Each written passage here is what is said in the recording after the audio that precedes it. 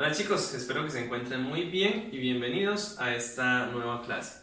El día de hoy iniciaré haciendo alusión a un resultado bastante útil en los ejercicios que vamos a querer resolver, y con este nuevo resultado ampliaremos el teorema resumen que ya habíamos dejado iniciado en unas clases anteriores.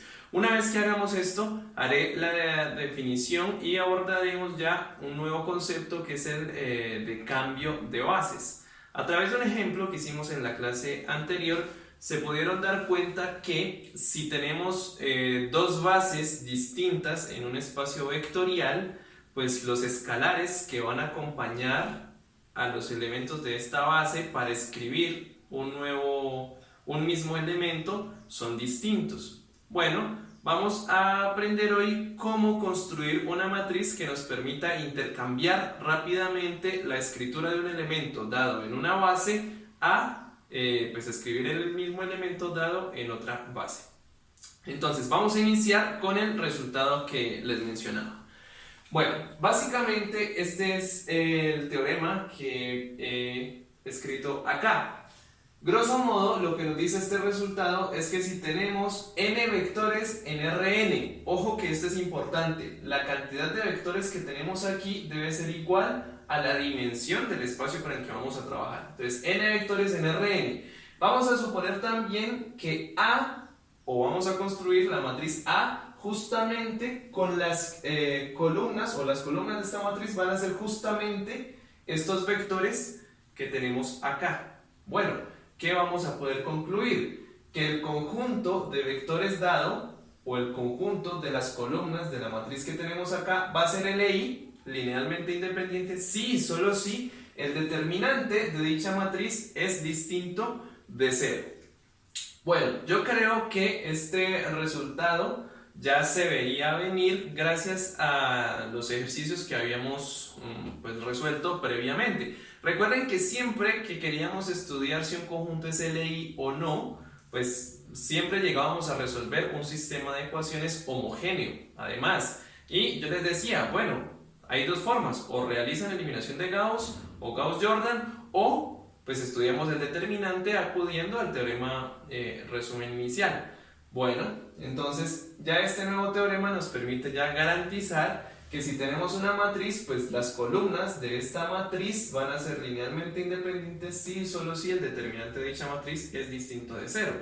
Ahora bien, si tenemos los vectores, o si me piden o si me preguntan que un conjunto de vectores es LI o no, pues lo que yo hago es armar una matriz, construir una matriz, de tal forma que las columnas coincidan justamente con los vectores. Vale la pena decir que este resultado también se aplica si vemos los vectores como vectores fila. ¿Por qué razón? Pues porque el determinante de una matriz es igual al determinante de su matriz transpuesta. Entonces, si el determinante de una matriz es distinto de 0, pues el de la transpuesta también va a ser distinto de 0.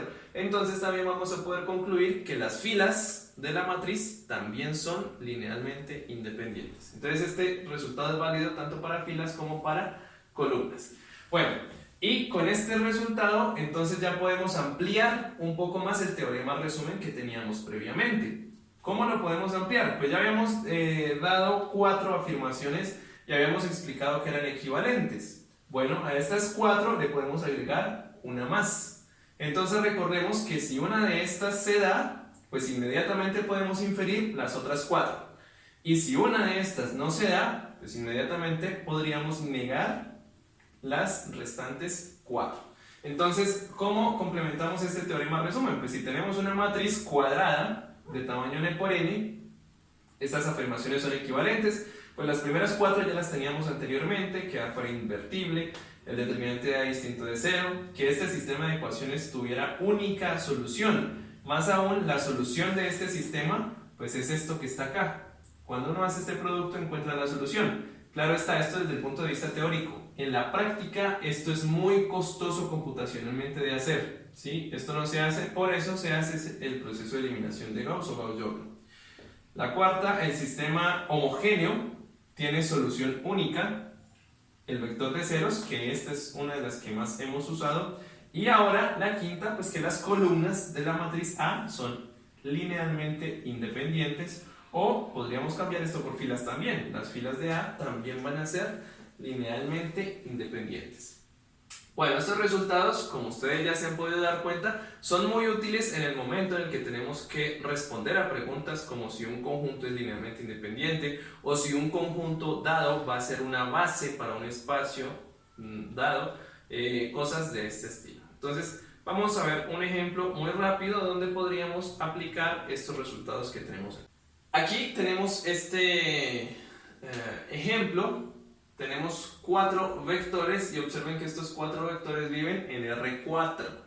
Nos preguntan si estos 4 vectores conforman una base para R4. Entonces, de acuerdo a lo que ya sabemos de la definición de base para un espacio, sabemos que el conjunto de vectores debe ser linealmente independiente y además debe generar a todo el espacio. Pero además, si empezamos a hacer una colecta de los resultados que ya conocemos o de los teoremas que ya podemos utilizar, en la clase anterior vimos un teorema que nos decía que si teníamos n vectores en un espacio de dimensión n, ¿sí? Como este es el caso, 4 vectores en un espacio de dimensión 4, ellos van a ser una base para el espacio si y solo si ellos son Li. Bueno, linealmente independiente. Entonces todo este problema se resume en estudiar la independencia lineal. Por eso vamos a estudiar la independencia lineal. Entonces, ¿qué hacemos? Vamos a construir una matriz, ¿sí? Aquí la he llamado A. Y observen que las columnas de esta matriz son exactamente estos 4 vectores que tenemos acá.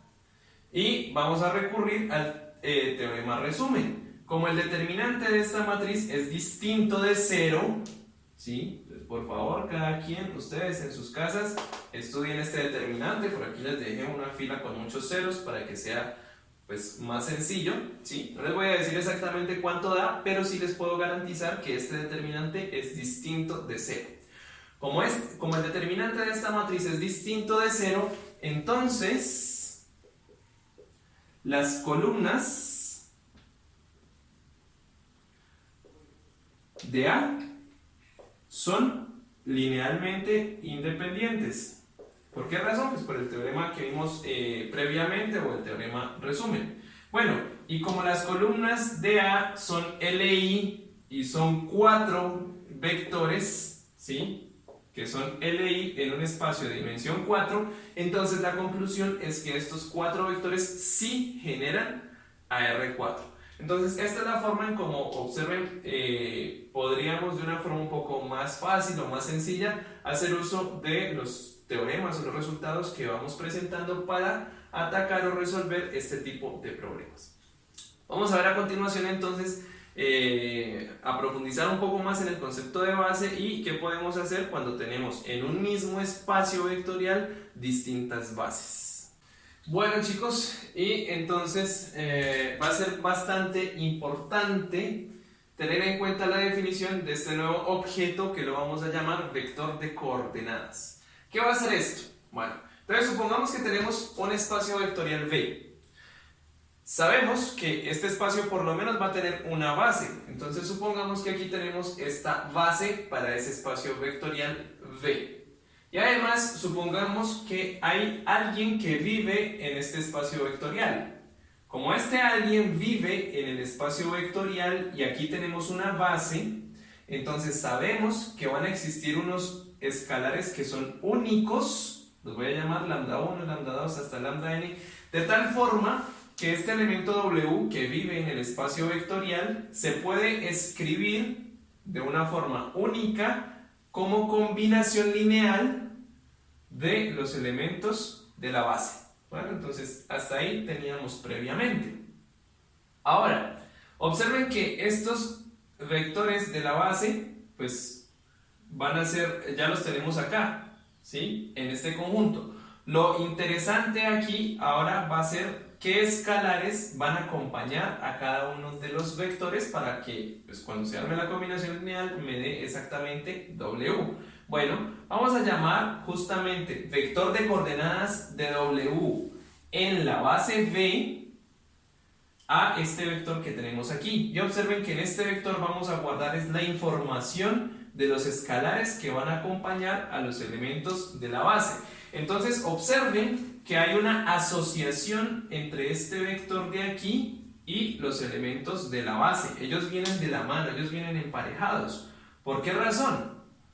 Primero, porque estos escalares van a hacer alusión a los elementos que tenemos en la base. Si cambio los elementos de la base, pues estos escalares que están aquí van a cambiar y por lo tanto este vector va a cambiar. Por eso es que viene este subíndice aquí, para hacer énfasis en que los escalares que voy a dar aquí corresponden a alguna base en la que estemos trabajando. Y en segundo lugar, algo muy importante es que estas bases o este vector de coordenadas pues ya va a tener un orden, ¿sí? Me explico. Este primer escalar va a corresponder al primer vector que tengamos acá en la base. Este segundo escalar corresponde al segundo vector que tengamos acá en la base. Entonces, no importa cómo cada uno de ustedes vaya a organizar su base, pero una vez que le den un orden, es decir, que ustedes digan, este vector va a ser el primero, este el segundo, este el tercero, este el cuarto, etcétera, etcétera. Una vez que cada quien establezca su propio orden, entonces ese mismo orden se debe seguir para identificar los escalares en el vector de coordenadas, siguiendo el orden pues, que cada quien haya establecido. Entonces, vamos a ver algunos ejemplos de cómo podemos obtener estos vectores de coordenadas pues, en distintas bases y porque ahora sí vamos a ver por qué las bases canónicas se llaman justamente bases canónicas. Chicos, entonces aquí tenemos este ejercicio. Tenemos estas dos bases, ¿sí? Estas dos bases para R3. Aquí tenemos la base canónica y JK. Aquí he dispuesto de otra base, bueno, como un buen ejercicio para ustedes, demuestren que en efecto esto es una base para R3. Bien, y aquí tengo un vector que vive en R3. Observen que si yo quiero escribir este vector, ¿sí? Para efectos de la definición anterior, este sería como el W que vive en el espacio R3. Si yo quiero escribir este vector W en términos de la base canónica, pues de una forma muy sencilla yo identifico estos escalares. Pues son 8, 12 y menos 14. Miren que coinciden justamente con estos que están aquí. Estos son los escalares que van a acompañar a cada uno de los vectores canónicos.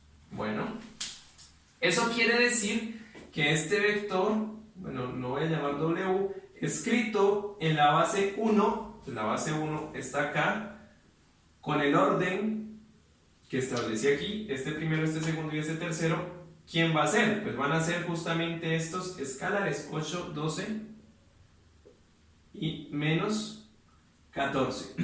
Este va a ser el vector de coordenadas del vector W escrito en la base B1. Observen que el vector de coordenadas coincide exactamente con el mismo vector. Y entonces es por esto que estas bases se llaman canónicas. Porque cuando estamos trabajando con bases canónicas, pues los vectores de coordenadas coinciden, casi que coinciden con los vectores que queremos estudiar. Bueno, entonces, esa es la razón por la cual se llaman canónicas. Una de las razones.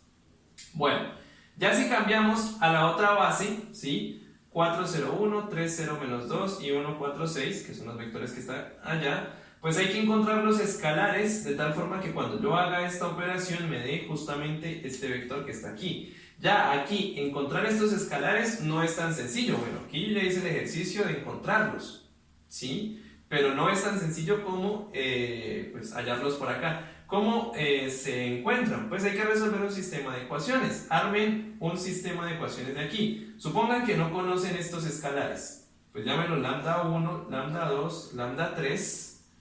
Hacen las respectivas operaciones, pues multiplican cada uno de los vectores. Luego suman y van a tener una igualdad entre dos vectores. De ahí van a tener un sistema de 3 ecuaciones con 3 incógnitas, bueno, y despejan todo eso y encuentran los escalares. Son estos que están aquí. Eso quiere decir que este mismo vector, el vector W, escrito en la base V2 o como combinación lineal de los elementos de la base V2, va a tener como vector de coordenadas el vector 2, menos 1 y 3. ¿ok? Entonces observen que el mismo elemento, porque es este mismo elemento, escrito en dos bases diferentes, pues los escalares que van a acompañar a los respectivos vectores son diferentes. Eso quiere decir que los vectores de coordenadas van a ser distintos. ¿Y para qué nos va a servir trabajar con los vectores de coordenadas? Pues porque sencillamente, si yo quiero cambiar de vector, ¿sí? Si yo quiero escribir otro elemento, pues lo único que tengo que hacer es cambiar estos coeficientes que están aquí. Los elementos de la base deben permanecer constantes, y como los elementos de la base siempre van a ser los mismos, una vez que establezcamos una base, pues lo que vamos a tener que identificar son los coeficientes o los escalares, que son los que guardan el vector de coordenadas. Vamos a ver otro ejemplo. Entonces aquí, con este segundo ejemplo, vamos a considerar las mismas bases en R3, las que habíamos trabajado en el ejemplo anterior. Y ahora vamos a tratar de identificar unos nuevos vectores. Observen que aquí el ejercicio es inverso al anterior. Ahora me están diciendo que tengo un vector U, que no sé exactamente quién es, pero me dicen que escrito en la base B2, tiene como vector de coordenadas este vector que está aquí. Y hay un nuevo vector W que escrito también en la base B2 tiene este vector de coordenadas. Si queremos saber exactamente quién es U y quién es W, es decir, si queremos verle la cara de frente a U y a W, entonces ¿qué es lo que hay que hacer? Como me están diciendo que estos vectores de coordenadas están en la base B2 y que van a seguir el orden en el que los tengo escritos allá, pues lo primero que hago es escribir los vectores en su respectivo orden, los de la base B2. Posteriormente, lo que hago es identificar quiénes son los escalares que van a acompañar a cada uno de estos vectores. Los escalares están dados justamente por el vector de coordenadas. Observen, menos 2, el que sigue para el segundo vector es 1 positivo y el que sigue es 0. Bueno, aquí ya está la combinación lineal. Entonces lo que tengo que hacer es calcular esto y ya ahí ya le veré la cara a U, ya sabré quién es U exactamente. Entonces al hacer la cuenta me queda menos 2 por 4 da 8 positivo y por acá da 3 positivo, por allá da 0, entonces me queda 8 negativo con 3 positivo, me queda menos 5. Por aquí me da 0. Por acá me da 0 y la segunda componente acá me da 0. Y ahora vamos con las terceras componentes. Menos 2 por 1 da menos 2. Por acá da 2 positivo, o sea que esto se va a dar 0 y por acá va a dar 0. Eso quiere decir que en realidad el vector U es este vector que tenemos acá. ¿Ok? Bueno, ahora me dicen, calcule ahora W. Sabiendo que W cuando se escribe en la base B2 tiene este vector de coordenadas. Bueno, entonces observen que ahora, pues ya voy a borrar esto que está aquí, esto ya no me sirve. Ya no es U el que quiero ver y ya no vamos a tener estos escalares que tenemos aquí. Ahora quiero hallar a W. Y observen que los elementos de la base no los borré porque son justamente los mismos elementos que voy a necesitar, porque aquí tengo el vector de coordenadas en esa base. Esos vectores no cambian. Entonces, ¿quiénes son los escalares? Menos 1, 3 y 1. Entonces, menos 1, 3 y 1 por acá. Bueno, y hacemos el respectivo cálculo y ahí ya vamos a poder ver quién es exactamente W. Por aquí tendríamos menos 4, por acá tendríamos 9 positivo, o sea que ya habríamos 5, y por acá 1, 6. Por aquí tendríamos 0, por acá 0 y por acá 4. Y por acá tendríamos 1 negativo, por aquí 3 por los 6, o sea que sería 5 sumado con esto. Y por acá teníamos menos 6 con 5 da menos 1. Eso quiere decir que este vector, o esta es la cara exacta del vector W. Bueno, entonces esta es la forma en cómo vamos a poder utilizar los vectores de coordenadas una vez que establezcamos la base. Miren que es importante establecer la base. En este tercer ejercicio, entonces ya vamos a trabajar con otra clase de elementos, con los polinomios. Y lo que pretendo aquí es que veamos que los polinomios los podemos ver o estudiar como si fueran vectores de Rn. Bueno, ¿Cómo podemos ver esto? Entonces, en P sub 2, los polinomios de grado menor o igual a 2, consideremos esta base, que recordemos que esta es la base canónica. Bueno, entonces, simplemente como para hacer unas cuentas, observen que x al cuadrado, ¿sí?, lo puedo escribir en términos de esa base. Miren que aquí en negro he puesto los polinomios de la base, x cuadrado de x y 1, por acá también x cuadrado de x y 1, x cuadrado de x y 1, y en azul están los escalares que van a acompañar a estos elementos de la base para poder escribir los elementos que tenemos acá en la izquierda. Bueno, entonces para escribir x al cuadrado aquí debería haber un 1 y estos elementos de acá deberían de ser 0. Pues naturalmente cuando ustedes hagan esta cuenta va a dar x cuadrado. Lo mismo para x. Aquí debería haber un 0, aquí un 1 y acá un 0 para que cuando hagamos esta cuenta nos dé x, y para escribir el 1, pues aquí 0, acá 0 y acá 1. ¿Qué significa esto? Que escribir el polinomio x al cuadrado en términos de la base canónica o el vector de coordenadas de x cuadrado en la base canónica es 1, que es el coeficiente que está aquí, 0 y 0. El vector de coordenadas de x en la base canónica sería 0, 1 y 0. Y el vector de coordenadas de 1 en la base canónica pues sería 0, 0 y 1.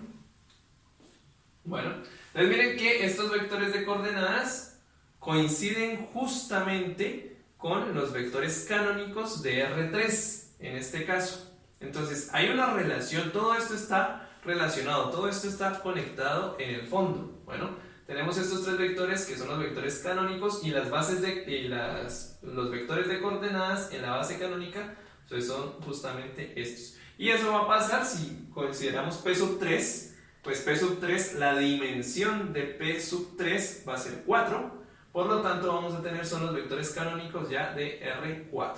Entonces, ¿para qué nos sirve eso? Pues porque para estudiar entonces lo que pase en el conjunto de polinomios, podríamos estudiar lo que pase por acá con estos conjuntos de vectores.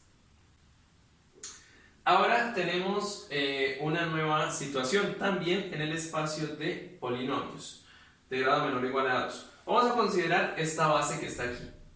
¿Sí? Y además vamos a considerar la base canónica, que la vamos a llamar V. Vamos a calcular el vector de coordenadas de un polinomio en esta base V1 y el vector de coordenadas en la base canónica de este polinomio que tenemos acá. Bueno, ¿cómo calculamos este vector de coordenadas? Pues tenemos que partir desde el vector. Observen que esto que está aquí es P de x. Y quiero escribir P de x en términos de esta base que me están dando acá, para saber quién es el vector de coordenadas. Entonces, para escribir en términos de esa base, pues observen que aquí está el primer polinomio, el segundo polinomio y el tercer polinomio, y naturalmente aquí hay una combinación lineal. El objetivo es encontrar estos escalares, porque estos escalares, recuerden que es lo que me va a formar el vector de coordenadas. Bueno, después de hacer las operaciones respectivas en este lado, obtengo este polinomio que está acá, ¿sí? Y pues esto lo que queremos es que sea igual a P de x. Bueno, ¿cuándo estos dos polinomios van a ser iguales? Cuando los coeficientes de cada uno de los términos sean iguales. Entonces 3 es igual a menos lambda 2. Bueno, aquí lo he escrito en forma inversa. Esta parte de acá debe ser igual al coeficiente de x, que es esta segunda ecuación, y el término independiente debe ser igual a 5, que es el término independiente, que es esta otra ecuación. Tengo tres ecuaciones con tres incógnitas. Para resolverlas, bueno, este sistema es muy sencillo de resolver, pero pueden usar eliminación de Gauss, Gauss-Jordan o pues, otro tipo de método que les agrade más, por lo que este sistema es muy sencillo. Cuando resuelvan este sistema de ecuaciones, se van a dar cuenta que esta es la solución que tenemos. Lambda 1 es 14, lambda 2 es menos 3 y lambda 3 es 12. Eso quiere decir que el vector de coordenadas del polinomio que me dieron inicialmente, o sea, este que está acá, escrito en términos de la base B1, porque esos son los vectores que tenemos acá, los de la base B1, va a ser igual a, pues, lo que me dio aquí, 14, que que va a ser el compañero del primer polinomio, menos 3, que sería el compañero del segundo polinomio, y 12. Bueno, y entonces ya ustedes allá despacio sustituyan cada uno de estos valores aquí y observen que les debe dar exactamente este mismo polinomio que está acá. Bueno, miren que hay que hacer un proceso pues un poquito largo, aunque aquí el sistema de ecuaciones salió bastante sencillo. A veces no sale tan sencillo de resolver. ¿Qué pasa si ahora yo les digo, bueno, si q de x es igual a menos 6x cuadrado más 2x más 1 y r de x es igual a 16x cuadrado menos 18x más 15? Dos polinomios, ¿sí? Y yo les digo, calculen q de x en términos de la base B1 y r de x también en términos de la base B1. ¿Okay? Van a tener que hacer un proceso muy similar a este, ¿sí? Pero bueno, aquí ya los sistemas de ecuaciones que nos van a quedar de pronto van a salir un poquito más complejos y bueno, hacer este proceso repetidas veces pues como que no es el óptimo, ¿sí? Vamos a ver a continuación cómo podríamos de pronto agilizar un poco este proceso cuando nos den una base y nos pidan calcular, una base distinta de la canónica, ¿no? Y nos piden calcular los vectores de coordenadas de varios vectores simultáneamente. Bueno, eso con respecto a esto. Y aún nos falta responder quién sería el polinomio P2 en términos de la base canónica. Pues ese sí es muy sencillo, porque miren que aquí tenemos P de X. Y aquí voy a subrayar estos vectores. Bueno, y aquí voy a ponerlo por 1. 5 por 1 pues es 1. Voy a poner de hecho en negro. Miren que estos vectores que quedaron en estas casillitas, x cuadrado, x y 1, son justamente los elementos de la base canónica. Así que el vector de coordenadas simplemente van a ser los coeficientes que nos quedaron acá. El vector de coordenadas de P de X en términos de la base canónica, pues sería 3, menos 2 y 5. Pues miren que este sí es muy sencillo de calcular. Pues nuevamente reafirmando por qué esas bases se llaman bases canónicas. Bueno, entonces vamos a hacer la definición de lo que es matriz cambio de base, que nos va a permitir cambiar rápidamente un vector que tengamos escrito en una base a otro vector que tengamos escrito en otras bases. Este nuevo concepto, entonces, el de matriz de cambio de base, nos va a servir para poder estar intercambiando de una forma un poco sencilla o relativamente fácil de una base a otra base dentro de un mismo espacio vectorial. Bueno, entonces supongamos que tenemos dos bases del mismo espacio vectorial V. Vamos a llamar matriz de transición o matriz cambio de base de las bases B1 a la base B2. Entonces, matriz de transición, o vamos a cambiar de la base B1 a la base B2 a esta matriz que tenemos acá. La vamos a identificar como P sub B1, B2. Esto dice que va de la base 1 a la base 2.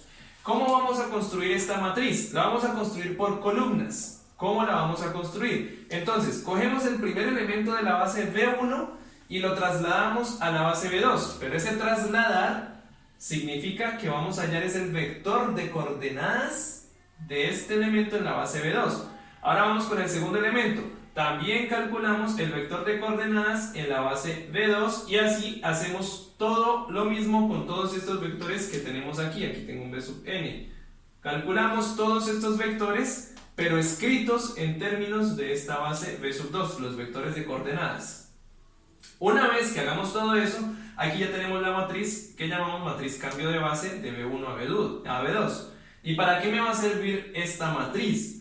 Pues porque resulta que si tengo cualquier vector del espacio vectorial y quiero calcular ese vector en términos de la base B2, el vector de coordenadas, ¿sí? ¿Cómo lo podría hacer? Pues simplemente multiplicaría la matriz de transición de B1 a B2 con el vector de coordenadas de W escrito en términos de la base B1. Claro, aquí está. Previamente debo conocer W en términos de la base B1. Pero supongan por un momento que esta base B1 es la base canónica. Pues este que está aquí va a ser, si B1 es la base canónica, esto que está aquí, independientemente del espacio, va a ser muy sencillo de calcular. Bueno, así que lo único que tendríamos que hacer es calcular estos elementos que están acá en términos de la base B2, luego hacer el producto y ya tendríamos el nuevo vector de coordenadas escritos en la nueva base. Vamos a ver esto a través de un ejemplo. Bien, chicos, y consideremos ahora el siguiente ejemplo. Supongamos que tenemos una base que la he llamado B sub 2 de estos dos vectores y esta base para R2. Bueno, ¿qué nos piden? Nos piden calcular los vectores de coordenadas de 5 vectores en términos de esta base B2. Bueno, y aquí nos dan los 5 vectores, los que están aquí. Tenemos dos opciones. La primera, consideramos trabajar un vector de estos a la vez para hallar el vector de coordenadas en esta base. Me explico. Podríamos, por ejemplo, empezar con este vector W sub 1, que es menos 2, 3, escribirlo como combinación lineal de estos dos, poner un lambda 1, un lambda 2, resolver un sistema de ecuaciones y ahí vamos a darnos cuenta quién es lambda 1 y quién es lambda 2. Luego hacemos lo mismo con W2, luego lo mismo con W3. Bueno, tendríamos que repetir ese proceso 5 veces y ahí ya le daríamos solución al problema. Bueno, va a ser un poco extenso. O podríamos recurrir a la matriz cambio de base y nosotros tenemos unas bajo la manga que es la base canónica de R2.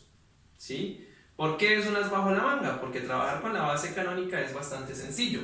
Entonces, vamos a considerar esta base canónica y vamos a considerar la matriz cambio de base de la matriz canónica a la matriz B sub 2. ¿Sí? La canónica la he llamado B sub 1. Entonces vamos a calcular la matriz de B sub 1 a B sub 2 y vamos a darnos cuenta que el proceso que tendríamos que hacer por acá 5 veces lo vamos a tener que realizar simplemente 2 veces. ¿Por qué razón? Si quiero calcular la matriz cambio de base de B1 a B2, ¿sí? Lo que tengo que hacer es considerar que estos son los vectores B1 y este por acá está B2, los de la base canónica. Tengo que escribir estos vectores en términos de la nueva base, que es esta que está acá. Pues entonces, ¿qué hago? Escribo el vector canónico, el primer vector canónico, como combinación lineal de estos dos elementos que son los de la nueva base. Pues tengo que identificar quién es lambda 1 y quién es lambda 2. Y lo mismo hago con el segundo vector canónico, con B2. ¿Sí? Armo la combinación lineal entre los vectores de esta nueva base y pues nuevamente, para este ejemplo tengo que calcular lambda 1 y tengo que calcular lambda 2. O, pues para que no vaya a haber confusión, porque no son los mismos lambdas, a estos llamémoslos alfas. Tengo que calcular alfa 1 y alfa 2.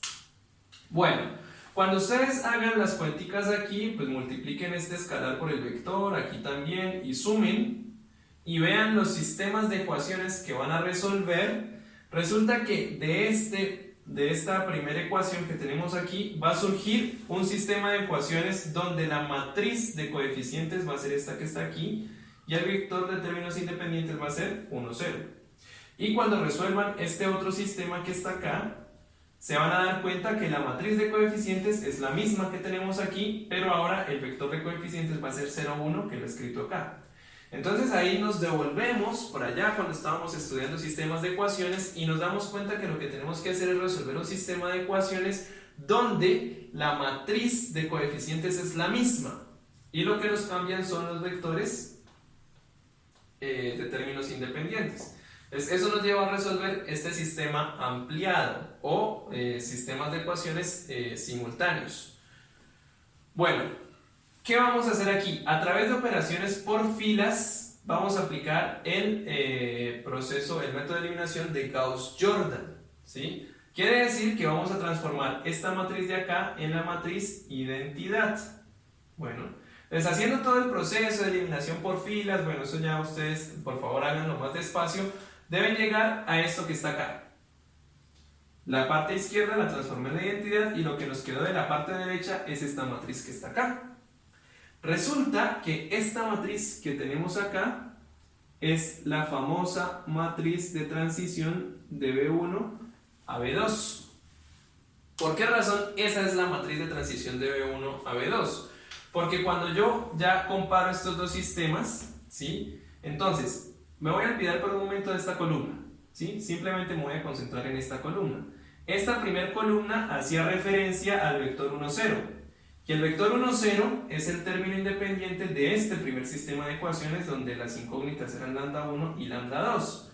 Entonces, cuando yo, olvidándonos de esta columna, cuando yo reconstruyo este sistema que está aquí, pues, ¿qué me quiere decir cuando hago la sustitución ya hacia atrás? Que este es que sería el que corresponde, el coeficiente que corresponde a lambda 2, tendría que ser menos 3 sobre 16. O sea que lambda 2 es menos 3 sobre 16. Y lo mismo por acá, lambda 1 sería un cuarto. Bueno, ¿y de ahí qué puedo decir? Pues que el vector de coordenadas del vector 1, 0, que ese es el que estábamos hallando acá, en términos de la base B2, es un cuarto y 3/16. Que miren que es justamente menos 3/16, perdón. Que miren que es justamente la primera columna. Y lo mismo hacemos para el otro vector. El vector de coordenadas 0, 1, de 0, 1, en términos de la base B2, pues haciendo lo mismo, va a ser esta columna que está acá. Y entonces, de acuerdo a la definición de matriz de cambio de base, pues lo que nos decía era, coja el vector de la base antigua o de la primera base y escríbalo en términos de la nueva base. Aquí está. Y coja el siguiente vector y haga lo mismo, pues sería este. Ahora una esos dos vectores y ahí va a obtener la matriz cambio de base. O sea que cuando los una, voy a obtener justamente esta misma matriz. Por eso es que de aquí a acá, inmediatamente identificamos quién va a ser la matriz cambio de base. Bueno, pero ¿y para qué me va a servir esa matriz cambio de base? ¿Sí? Porque aún no he dado respuesta a esta pregunta que está acá. Voy a borrar acá arriba. ¿Para qué me va a servir esa matriz cambio de base? Pues porque resulta que si ahora yo quiero el vector W1 en términos de la base B2, pues no es sino multiplicar la matriz cambio de base de B1 a B2 por el vector B, pero escrito en términos de la base B1. ¿Eso qué quiere decir? Pues la matriz cambio de base, que es un cuarto, menos 3/16 y un 16avo, lo debo multiplicar por el vector de coordenadas de W1 en la base B1. ¿Pero quién es la base B1? Pues es la base canónica. ¿Y quién es el vector de coordenadas de este elemento en la base canónica? Pues recordemos que es justamente este mismo vector, por lo que es la base canónica. O sea que lo que me resta es hacer la multiplicación de estas dos, de esta matriz y este vector, y ahí obtendría el vector de coordenadas de W en la base B2. Es decir, intercambié solucionar un sistema de ecuaciones por hacer el producto entre una matriz y un vector. Ahora, queremos el de W2 también en la base B2, pues hacemos lo mismo. La matriz cambio de base, que es esta misma, multiplicado por el vector W2 en términos de la base canónica, pero pues sabemos que es este mismo vector, menos 15, 18. Hacemos el producto y aquí ya tendríamos la solución a este ejercicio. Bueno, tendría que ser el producto de esa matriz por cada uno de estos vectores para ahora sí dar respuesta. Entonces, en últimas, cambié resolver 5 sistemas de ecuaciones por resolver solamente 2. Y posteriormente hacer multiplicaciones entre una matriz y un vector. Entonces, esta es la forma en general como vamos a calcular las matrices de cambio de base. Observen que aquí podría generalizar un poquito el asunto, ¿sí? De la siguiente manera. Para hallar la matriz cambio de base de la base B1 a la base B2, observen que aquí estas columnas, ¿quiénes son? Estas columnas corresponden a la base 2. ¿Sí? Bueno, ya la borré, pero estas columnas correspondían a la base 2. Y estas columnas que tengo acá, del lado derecho de este sistema ampliado, corresponden a la base 1. ¿Ok? Entonces, supongan que aquí tienen otra base, que no es la canónica, que es otra. Igual tienen que calcular la matriz cambio de base de B1 a B2. Entonces, para resolver ese problema, para calcular esa matriz, tienen que disponer de esta manera un sistema ampliado. De la parte izquierda van a quedar las columnas de la nueva base, la base a la cual queremos llegar. Y del lado derecho, pues la antigua base o la base que queremos cambiar. Y luego hacemos el mismo procedimiento, Gauss-Jordan, y lo que quede de este lado va a ser la matriz cambio de base de B1 a B2, y eso es válido en cualquier espacio vectorial, R2, R3, R4, polinomios, bueno, etcétera, etcétera. En cualquier espacio es válido este procedimiento.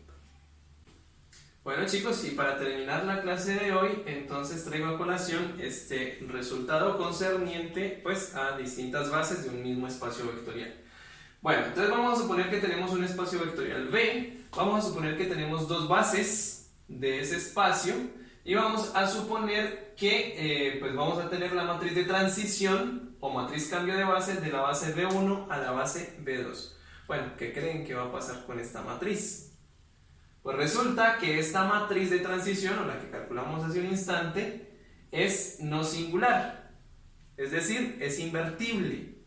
Y además, la inversa de esta matriz va a coincidir justamente con la matriz que cambia las bases, de la base 2 a la base 1. Bueno, entonces, gráficamente, ¿cómo podríamos ver esto? Si tengo un espacio vectorial V, ¿sí? Voy a poner este V aquí en el centro. Tengo un espacio vectorial V. Dentro de este espacio vectorial tengo la base 1 y tengo la base 2. Bueno, recuerden que las bases me permiten construir cualquier elemento que vivo aquí adentro. Simplemente hago una combinación lineal y cualquier elemento que vivo aquí adentro se va a poder escribir así.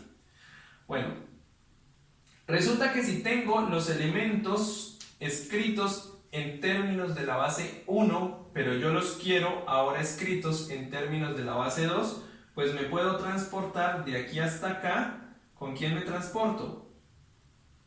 Pues con la matriz cambio de base de B1 a B2. ¿Y cómo se calcula? Bueno, hace un rato ya les expliqué cómo calcularlas. Pero si resulta que estamos acá y ahora ya nos arrepentimos y queremos volver acá a la base B1, pues naturalmente uno diría, bueno, me voy con la matriz que me cambia de B2 a B1 y la calcularía de alguna forma similar a la anterior.